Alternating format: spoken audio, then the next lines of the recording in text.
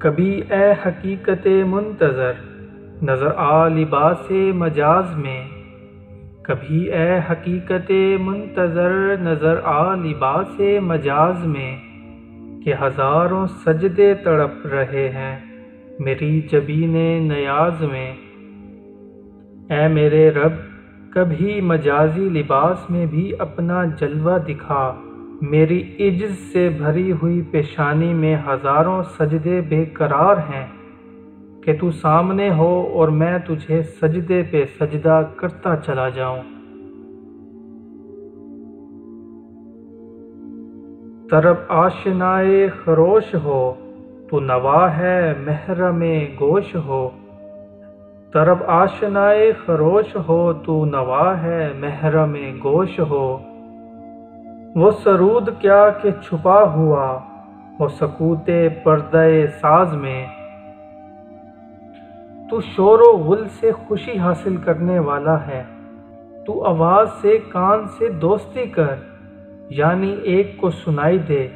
بھلا وہ بھی کوئی راگ ہے جو ساز کے پردے میں خاموشی سے چھپا رہے۔ تو بچا بچا کے نہ رکھ اسے، تیرا آئینہ ہے وہ آئینہ، تو بچا بچا کے نہ رکھ اسے، تیرا آئینہ ہے وہ آئینہ، کہ شکستہ ہو تو عزیز تر ہے نگاہ آئینہ ساز میں۔ تو اپنے آئینے کو چوٹ سے بچا بچا کے نہ رکھ، کیونکہ تیرا آئینہ ایسا آئینہ ہے، اگر ٹوٹ جائے تو آئینہ بنانے والے کی نظروں میں اس کی قدر و قیمت اور زیادہ بڑھ جاتی ہے، یعنی جب اللہ کے حضور اللہ کے عاشق کے دل کا آئینہ چور چور ہو جائے تو اللہ سے زیادہ محبوب ہو جاتا ہے، اس لیے اسے ٹوٹنے سے بچانے کی ضرورت بالکل نہیں۔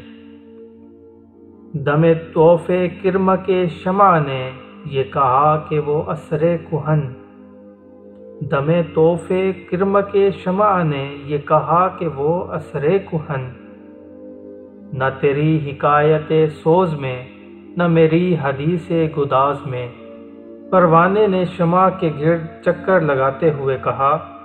کہ وہ پرانا اثر نہ تیری جلن میں ہے اور نہ ہی میرے پگھل جانے میں، یعنی موجودہ دور میں نہ تو وہ حسن کی کشش باقی رہی ہے اور نہ ہی عشق میں وہ شدت کا عروج ہے۔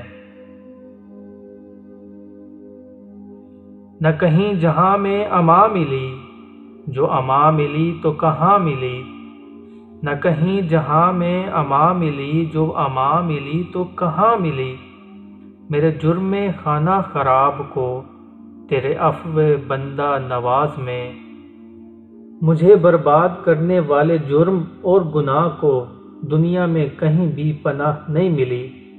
اور اگر ملی بھی ہے تو صرف اور صرف تیری رحمت کے دامن میں، جو گنہگار بندے کو بخش دیتی ہے۔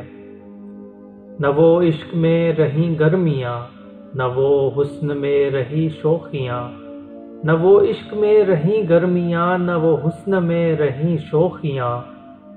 نہ وہ غزنوی میں تڑپ رہی، نہ وہ خم ہے زلف ایاز میں۔